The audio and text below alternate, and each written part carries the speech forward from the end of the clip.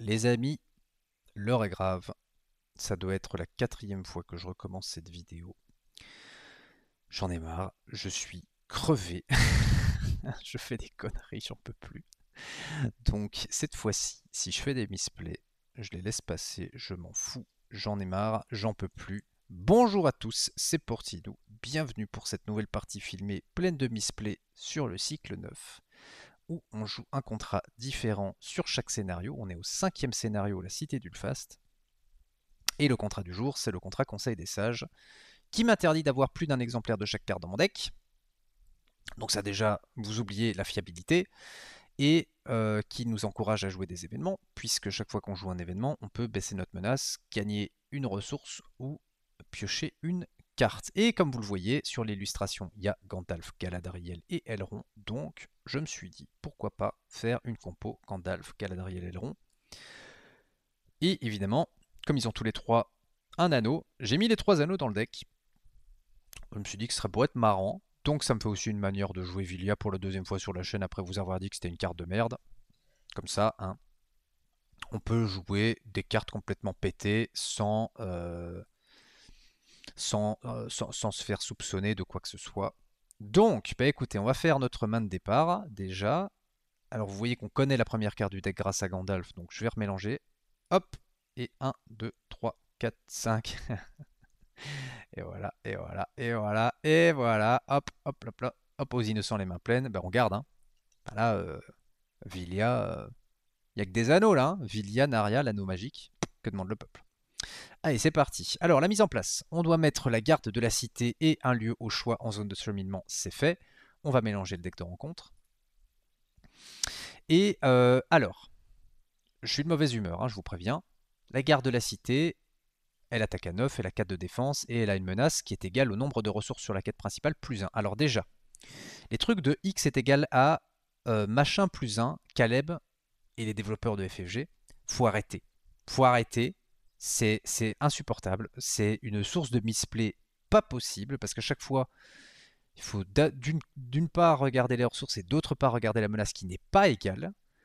Vous allez me dire c'est juste plus 1. Oui, c'est juste plus 1, on est d'accord, hein, je vais faire le calcul. Mais il y a tellement d'effets dans ce jeu, et en particulier sur le cycle 9, que est-ce qu'on avait vraiment besoin de rajouter ce petit élément de complexité supplémentaire? La réponse est non. Qui commence à 0 et qui commence à 1 en menace, concrètement, ça change strictement rien.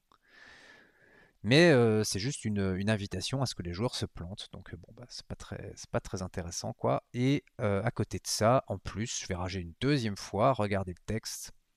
La carte s'appelle la garde de la cité, et en dessous, la garde de la ville ne peut pas quitter la zone de cheminement. Donc même les traducteurs, ils se sont dit, cycle 9, on s'en bat les couilles, on fait ce qu'on veut. De toute façon, personne regarde. Et alors, vous avez la moitié des cartes, la moitié des traîtrises qui dit garde de la cité, l'autre moitié qui dit garde de la ville. Et ce qui est marrant, c'est que plusieurs fois, vous avez comme ici les 2 termes employés sur la même carte. Voilà, vraiment, personne n'a relu, quoi. Donc, il ne peut pas quitter la zone de cheminement, mais est considéré engagé au combat avec chaque joueur, dont le niveau de menace est supérieur ou égal à son coût d'engagement de 45. Vous voyez qu'il tape à 9, il n'est pas content.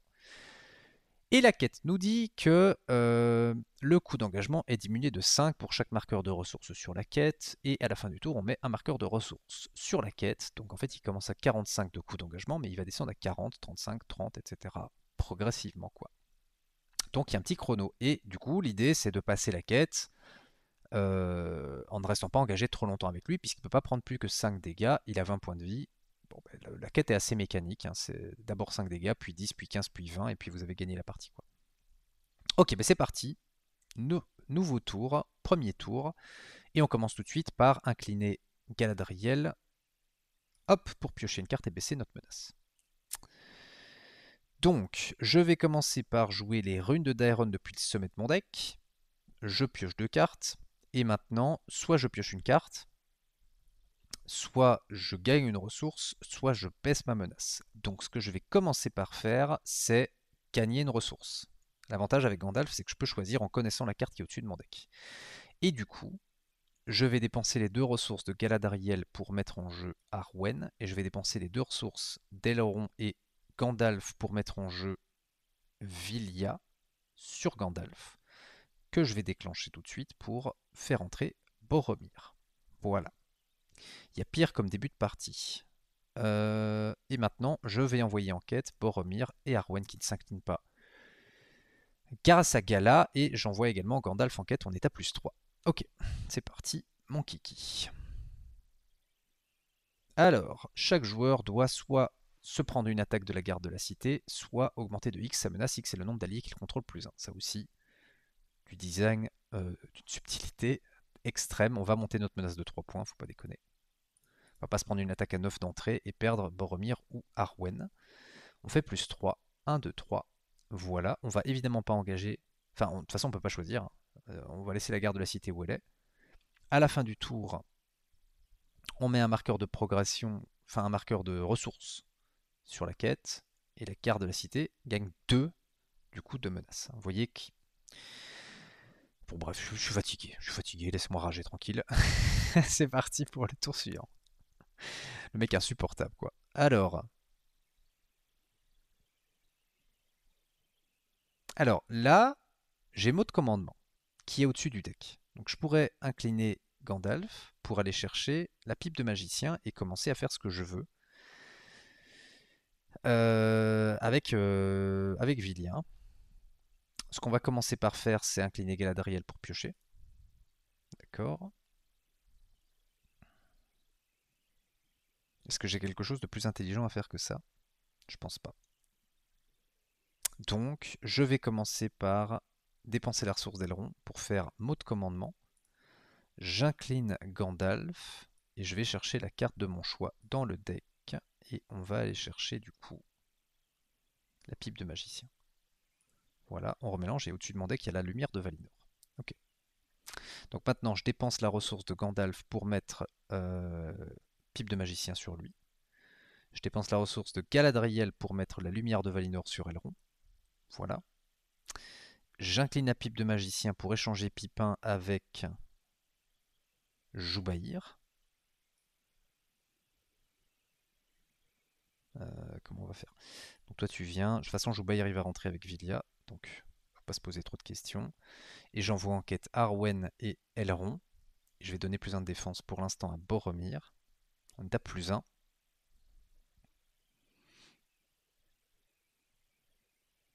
Et on révèle l'ombre de la peur. Quand un ennemi engage au combat un joueur, ce joueur augmente de 1 son niveau de menace. Quand cette étape est passée, diminuer de 3 le niveau de menace de chaque joueur. J'avais joué mot de commandement, j'avais oublié ce truc-là. Attendez, bougez pas. Je vais juste vérifier parce que ce que j'aurais fait de toute façon, c'est me donner une ressource. Donc je vais juste vérifier en revenant en arrière si je l'ai fait. Je vous ai dit, j'en ai marre. Donc je regarde ce que j'ai fait en pratique. 3 ressources. Mot de commandement.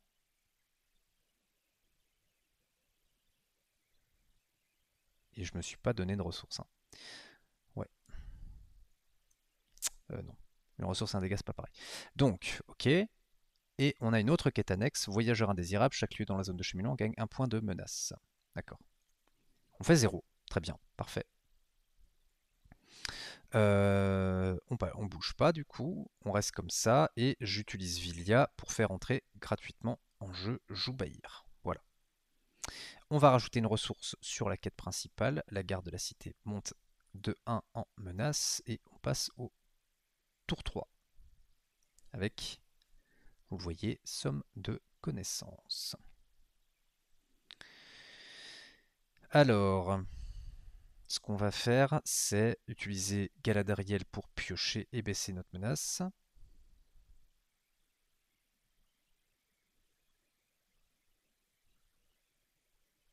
Il faut que je réfléchisse.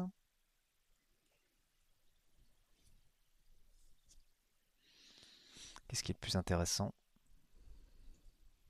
J'ai l'embarras du choix. Hein. Je pourrais jouer en payant son coup Vif Sorbier, qui irait en quête sans s'incliner, et faire entrer en jeu Legolas avec Villia.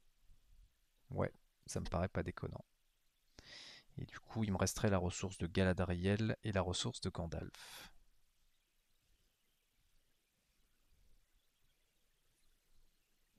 Donc je vais faire somme de connaissances. Je vais monter ma menace de 2 et piocher 2. 1, 2. Et je peux piocher une carte. Euh, je vais peut-être pas faire entrer Legolas, je vais peut-être faire entrer Gildor du coup. Je peux piocher une carte, gagner une ressource ou baisser ma menace d'un point. Faut que je fasse attention à la menace, mais j'ai salutation des Galadrim, vous me direz. Je vais ajouter une ressource à Galadriel. Ensuite, je dépense les 2 ressources d'Elrond pour mettre en jeu Vif Sorbier. Voilà, et on va partir en quête avec Elrond, Arwen qui donne plus 1 de défense à Joubaïr, et Vif Sorbier qui ne s'incline pas, ainsi que Gandalf. Plus 4, c'est un peu juste malheureusement. Du coup, je vais également dépenser 2 ressources de Galadriel pour mettre en jeu Bilbon. Et on est à plus 6, voilà. On est à plus 6 et j'utilise Villia pour mettre en jeu Gildor. Voilà, plus 6, c'est parti. Et on révèle un marché bondé qui gagne un point de menace. Ce qui nous fait un petit plus 3, donc 1, 2, 3, on passe la quête. On passe à la deuxième étape, chaque joueur doit soit monter de 5 sa menace, soit révéler une carte de rencontre. On va évidemment révéler une carte de rencontre. Et le coût d'engagement en combat de chaque ennemi dans la zone de cheminement diminue de 10. Bon, bah, ça règle la question, il va nous engager. Quand cette étape est passée, chaque joueur peut défausser un ennemi non unique engagé au combat avec lui. Alors, juste que je comprenne, quand un ennemi engage au combat un joueur, ce joueur augmente de 1 son niveau de menace. Il est considéré engagé au combat, donc maintenant il m'engage. Et je monte ma menace à 41. Ok. Donc maintenant, ce que je pourrais faire, c'est voyager vers le marché bondé. Ouais, on va faire ça. Donc je voyage vers un marché bondé pour éviter la garde de la cité en fait, qui attaquerait à 9. Et je défausse jusqu'à un ennemi. Attendez. Je mélange la pile de fausses rencontres et je défausse jusqu'à un ennemi. On a redéfaussé, nous avons été repérés, ça c'est très bien. Et on le place en zone de cheminement, donc il attaque à 1, lui ça c'est très bien. Soit vous placez un marqueur de ressources sur la quête principale, soit il effectue une attaque. Ok. Donc, on est comme ça. Je regarde si j'oublie quelque chose. Je ne pense pas. Euh, la sentinelle d'Ulfast va m'engager. Je vais la laisser attaquer à 1. Et je défends avec Joubaïr en défaussant son ombre. Voilà. Et du coup, il va réattaquer à 1. Parce que, alors, pourquoi est-ce que je n'ai pas la garde de la cité, hein, au cas où? C'est vrai que je peux peut-être aller un peu vite. Grâce au marché bondé, je remonte son coût d'engagement de 20. La quête annexe la diminue de 10. Donc en fait, son coût d'engagement est à 55.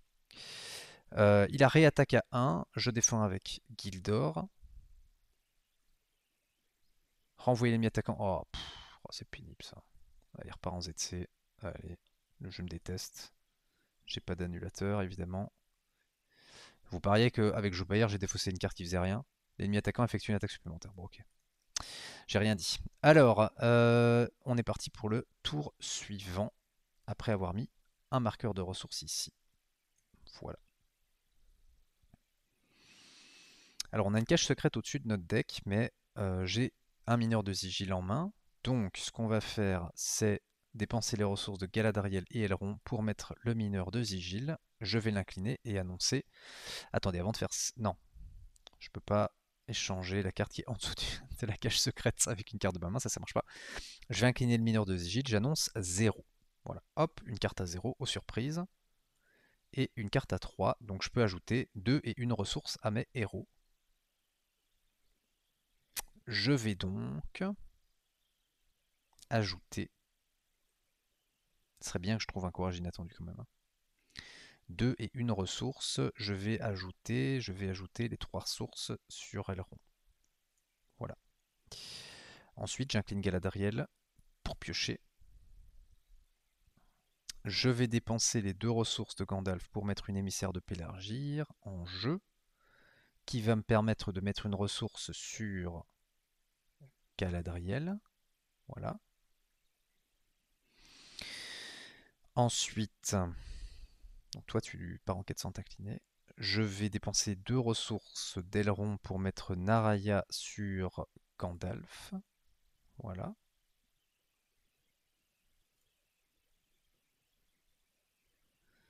Et je vais dépenser la ressource d'Elrond pour mettre en jeu Enamart Champ-Rivière qui part également en quête sans s'incliner.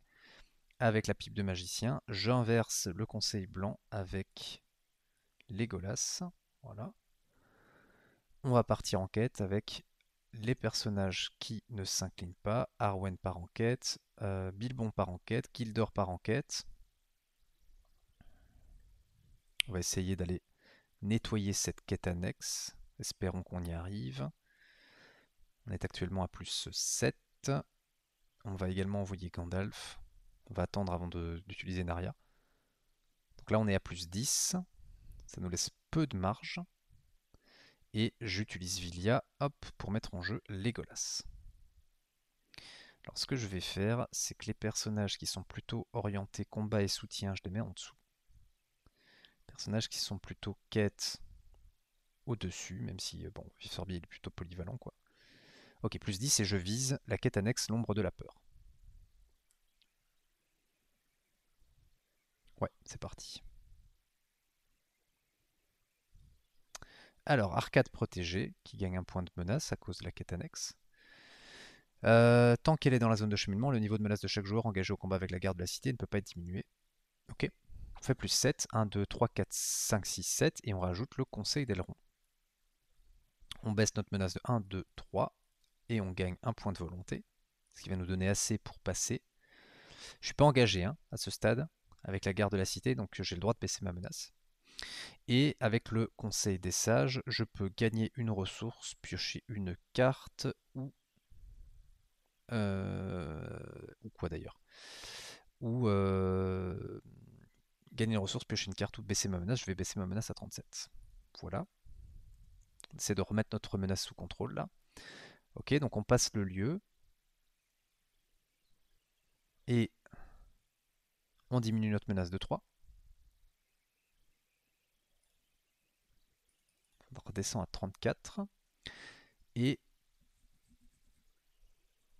je vais revoyager vers un marché bondé, point d'interrogation. Oui, parce qu'il y a toujours le jeu du chat et de la souris qui est là.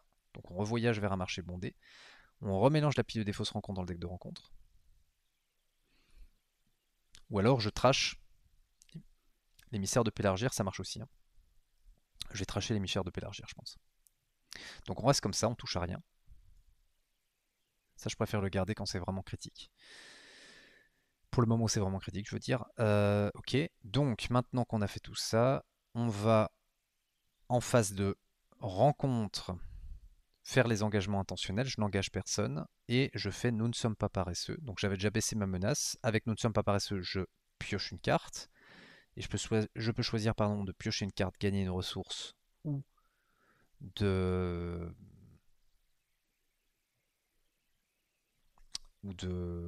punaise, ou de baisser ma menace. Bah, baisser ma menace, je l'ai déjà fait, donc je vais piocher une carte, comme ça je trouve l'intendant plus vite peut-être, et je pose la fin de ma main. Ok.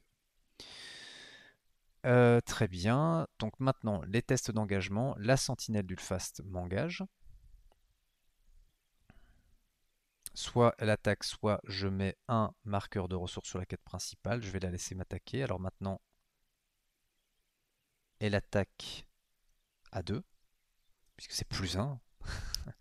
Je défends avec Joubaïr et je lui fais sauter son ombre. Ok, et maintenant, phase de combat. Je me fais attaquer par garde de la cité et sentinelle. La garde de la cité attaque à 9, je défends avec l'émissaire de Pélargir. Il effectue une attaque supplémentaire. Ce jeu me hait quoi. Ok. Bon bah écoutez, c'est Enamart qui va y passer. J'ai trop besoin de force d'attaque pour...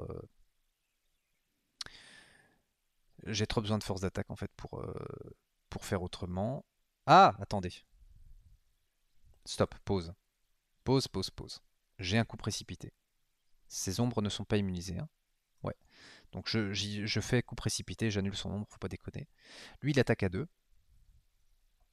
Et je peux défendre avec Boromir éventuellement. Ouais, je défends avec Boromir. Renvoyer le... Mais allez, mais... Oh là là, deuxième fois qu'il se casse, quoi. Ok, pas de problème. Le mec, il me met des tartes et il s'en va à chaque fois. Pas de problème. Ok, et Boromir se redresse. Alors du coup, je peux taper sur la garde de la cité, du coup, hein. Je tape à 1, 2, 3, 4. J'ai joué un coup précipité. J'avais pioché et baissé ma menace. J'ai le droit de gagner une ressource que je vais mettre sur Galadriel. Voilà. Et donc j'ai dit que je tapais à 7. La question c'est, est-ce que j'utilise la ressource pour jouer le conseil blanc, redresser Gandalf pour redresser deux alliés, parce que je pourrais redresser Vif-Sorbier et Gildor par exemple, qui taperaient à 7 points de plus. Donc là pour l'instant je tape à 7, ça ferait 14. Je pense que je vais le faire. Donc je dépense la ressource de Gala, je fais le conseil blanc pour redresser Gandalf. Ouais. Et Gandalf va s'incliner avec Narya pour redresser Vif-Sorbier et Gildor qui gagnent un point d'attaque. Et donc ils attaquent à 7 points de plus que les 7 que j'ai déjà mis. Bref, ça fait 14. Et on met 10 dégâts sur la garde de la cité qui est engagée avec moi. Puisqu'elle a moins 10. Hein.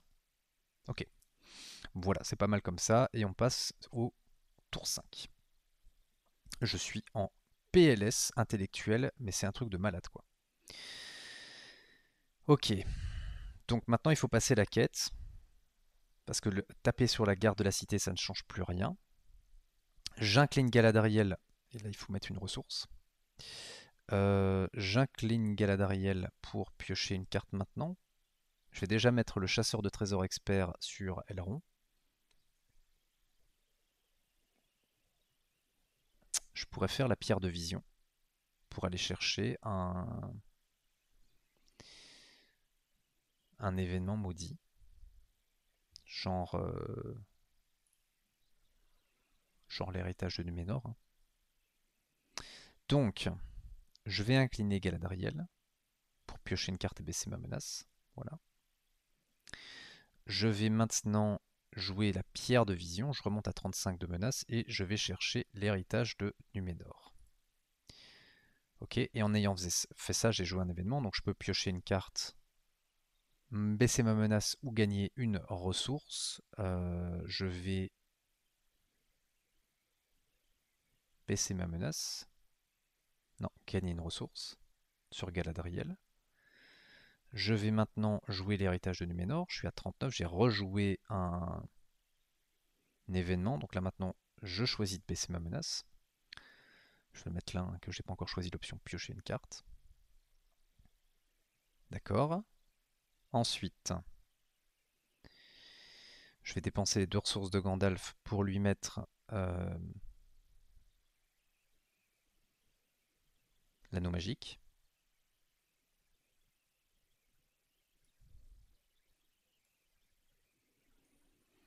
J'utilise la pipe de magicien pour échanger Merry avec Faramir. Voilà. Et ensuite, on part en quête. Donc, j'ai pas fait rentrer d'alliés. J'envoie en quête Elrond, Gandalf, Arwen, Vif-Sorbier, Bilbon, Gildor. Ça fait plus 4 pour l'instant. J'incline Naraya et... Enfin, pardon, Vilya et Elrond pour faire entrer en jeu Faramir. D'accord.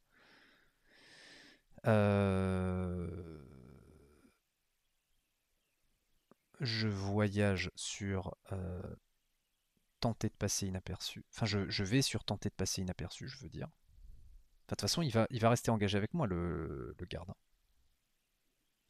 Ok. Et on révèle la première carte du deck de rencontre comme ça. Faramir va me rajouter combien? Il va me rajouter 1, 2, 3, 4, 5, 6. Ce qui suffit pas pour passer en fait. Hein.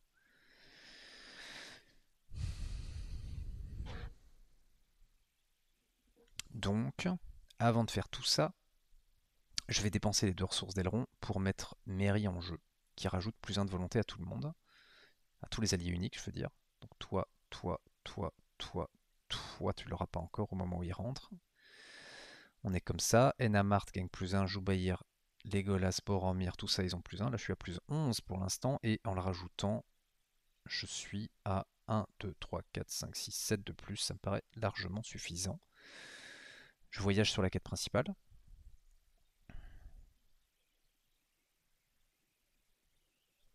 Alors, chaque joueur, soit la garde de la cité effectue une attaque contre lui, soit il augmente de X sa menace, X est le nombre d'alliés qu'il contrôle +1. Bah, j'avais gardé des ressources pour tester sa volonté. J'ai bien fait. Je viens de jouer un événement. J'avais pas encore choisi l'option piocher une carte. Je le fais maintenant.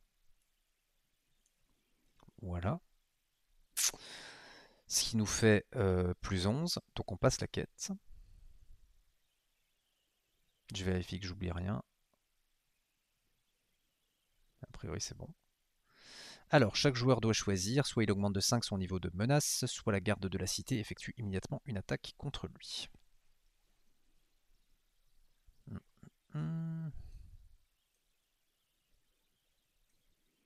J'hésite, je vais le laisser m'attaquer à 9. Et c'est Mary qui défend. Et Mary meurt dans d'atroces souffrances. Okay. La garde de la cité ne peut pas avoir plus de 15 marqueurs de dégâts et son coût d'engagement diminue de 5 pour chaque marqueur de ressources sur cette carte. On est à 38 de menaces, mais il y a -10 avec le jeu du chat et de la souris. Donc je pourrais voyager sur le marché bondé, c'est ce que je vais faire. Hop. Donc je mélange la pile de défausse rencontre dans le deck de rencontre et je défausse des cartes jusqu'à ce qu'un ennemi soit défaussé. Hop. Et c'est un serviteur de Sauron qui m'engage donc. Donc maintenant, le coût d'engagement de carte de la cité, c'est 45 -10 +20, donc c'est 55, donc il n'engage pas. Et sa menace c'est 1 puisque c'est 0 +1, et lui c'est... Enfin bon bref, vous m'avez compris, il y a des calculs dans tous les sens. Je suis trop fatigué pour ces conneries. Ok, alors, maintenant...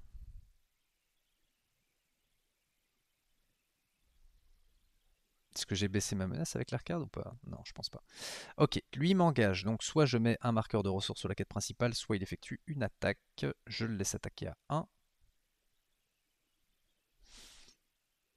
Et c'est Joubaïr qui défend. De toute façon, sur sa deuxième attaque, il va repartir. Donc, alors l'autre, il attaque à 2. Et lui, il attaque à 1. La défense, enfin l'attaque à 2, je vais la défendre avec Faramir. Renvoyer l'ennemi intégré à la zone de cheminement. Alors, là, j'ai un problème parce qu'il a un effet permanent. Le serviteur de Sauron engage au combat le premier joueur. Donc pour moi, il repart, mais il revient. Voilà. Je suis quasiment sûr, mais je crois qu'il revient en fait. Hein. C'est pas un effet une fois révélé, c'est un effet permanent, donc il repart, mais il est enfin bon bref. Et lui il m'attaque à 1.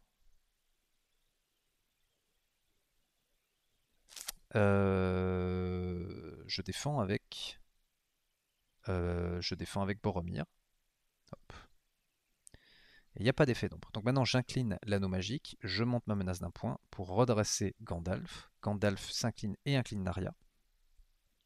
Et je redresse Boromir qui gagne un point d'attaque, ainsi que Vif Sorbier qui gagne lui aussi un d'attaque. Vif Sorbier attaque donc à 4 et tue le serviteur de Sauron. Et j'attaque ici, peu importe en fait, hein, pour vaincre la sentinelle d'Ulfast. Et comme c'est Legolas qui a tué, je pioche une carte. Ok. Je mets une ressource ici. La sentinelle gagne un point de menace. On passe au tour suivant. Je suis à 42 menaces maintenant. Alors, j'incline Galadriel pour piocher une carte. Ah ben voilà Nenya, on commence à se demander si elle existait. Du coup...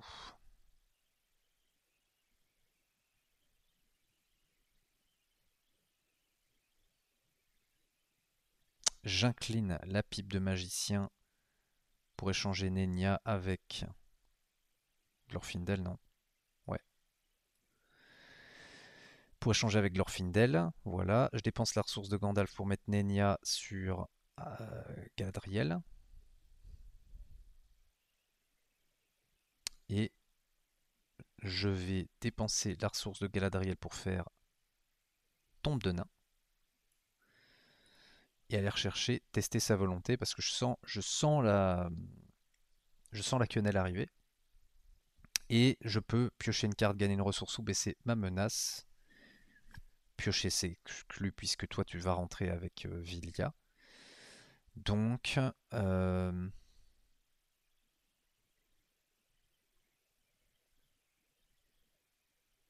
je vais mettre une ressource sur Galadriel. Ok. Et maintenant, on va partir en quête. Donc, ils n'ont plus le plus 1 de volonté. Donc, quête, quête, quête, quête, quête sont inclinés. Gandalf en quête, ça fait plus 10. Alors, je vais aller sur la quête annexe cette fois-ci. Je vais essayer de m'en débarrasser. Je vais utiliser Enamart pour voir ce qui arrive. Ce sera un messager du Mordor qui va effectuer immédiatement une attaque contre le premier joueur. Pas de problème, si tu veux. Et du coup, il me faut encore 2 points de volonté, mais j'ai Faramir, donc c'est parfait. On va partir en quête comme ça. Il effectue immédiatement une attaque à 4. Alors attendez, j'avais oublié de faire Villia. Hop, voilà. Donc il effectue immédiatement une attaque à 4. Je défends avec Joubaïr et je défausse l'ombre. Voilà, on fait plus 8. Est-ce que je me suis planté dans mes comptes? 1, 2, 3, 4, 5, 6. Non, c'est bon. Je rajoute Faramir, donc ça me rajoute plus 6 de volonté. On fait plus 14, donc on défausse le marché bondé, ainsi que le jeu du chat et de la souris. Hop, voilà. Le coût d'engagement de la garde de la cité est donc de 40, moi je suis à 39, donc il n'y a pas de problème. Et on se fait engager par le messager du Mordor, voilà, qui tape à 4.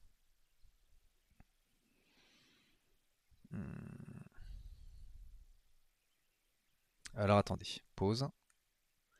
Je vais dépenser les 3 ressources de Galadriel pour jouer Salutation des Galadrim et je choisis de piocher une carte comme c'est un événement. Et je baisse ma menace de 1, 2, 3, 4, 5, 6, donc il ne m'engage pas. Je peux choisir de me faire engager, c'est ça qui est intéressant.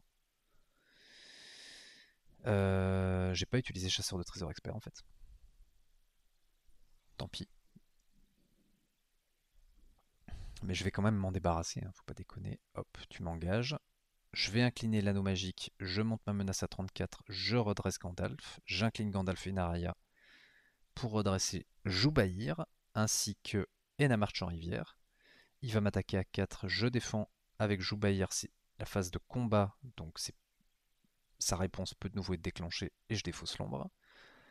Je tape avec euh, Glorfindel et Legolas à 6, je m'en débarrasse, je pioche avec l'effet de Legolas et j'utilise Enamarch en rivière pour regarder ce qui arrive. Ah ah, une crasse. Ok. Et avec tout ça, on peut démarrer un nouveau tour. Ok. Du coup, on va commencer par une ressource d'aileron, tenir compte du rêve, et on choisit une carte dans les 5 premières de notre deck. Et ce sera une très bonne histoire. Je remélange. Je peux piocher une carte, gagner une ressource ou baisser ma menace d'un point.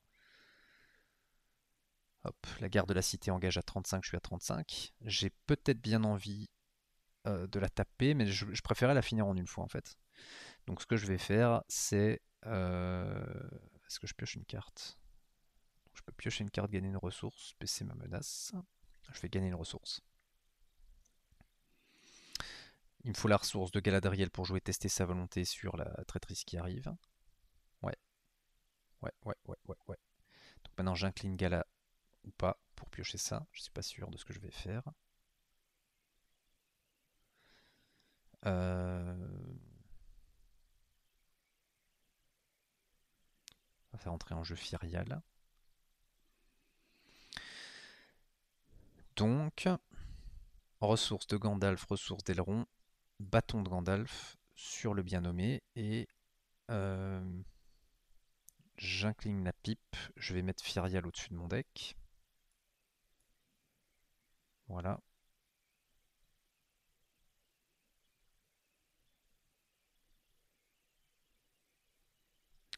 Ok. Je voyage sur la quête principale. Enfin, je voyage, non, pardon, je pars vers la quête principale. Je suis à 35 de menace. Alors, du coup, je sais que ce qui arrive, c'est une traîtrise. Je peux déjà placer mon tester sa volonté là. Et j'avais choisi de gagner une ressource.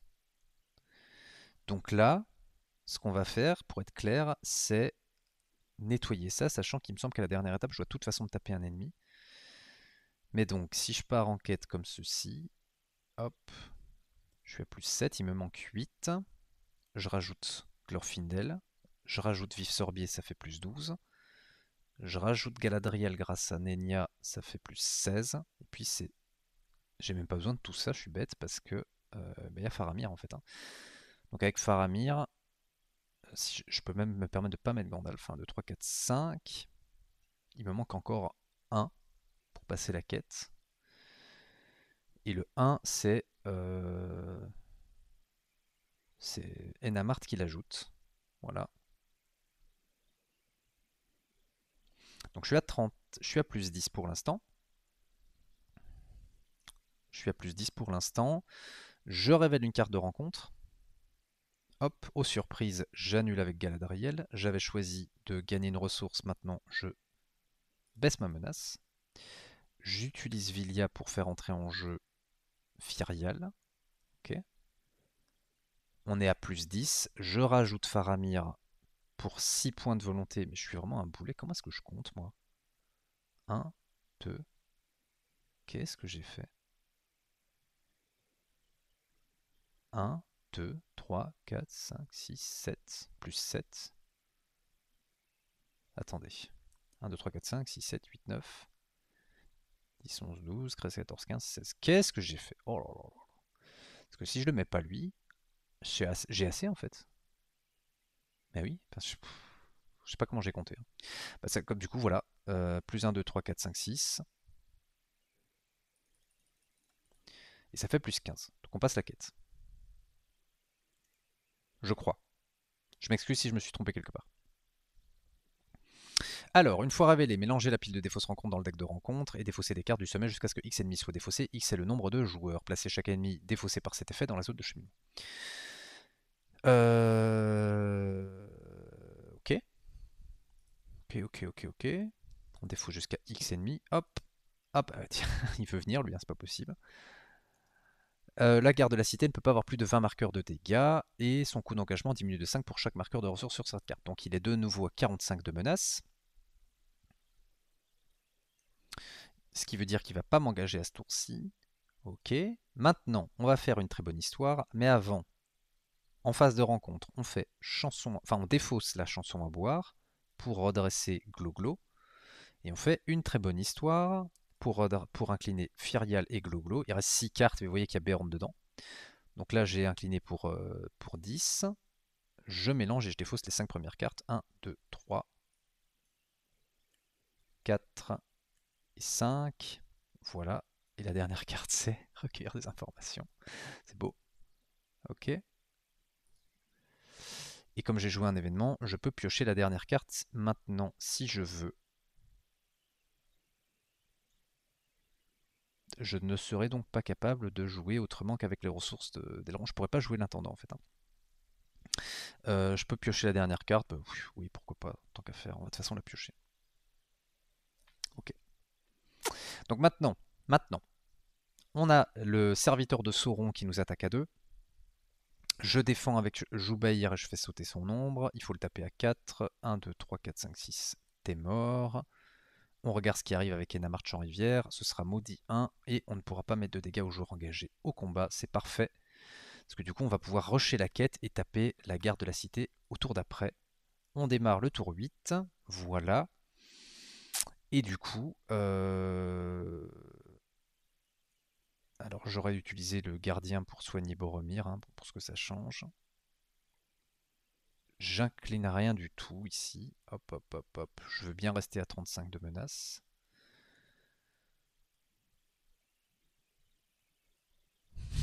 Voilà. On est parti. Plus 30. Hop, maudit 1. Les joueurs engagés au combat ne peuvent pas subir de dégâts. On met 30 marqueurs ici.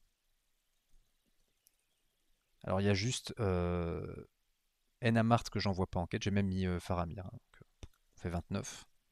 Et j'emploie Enamart pour regarder ce qui arrive. Et il faudra défausser des cartes jusqu'à ce qu'un lieu soit défaussé. Parfait.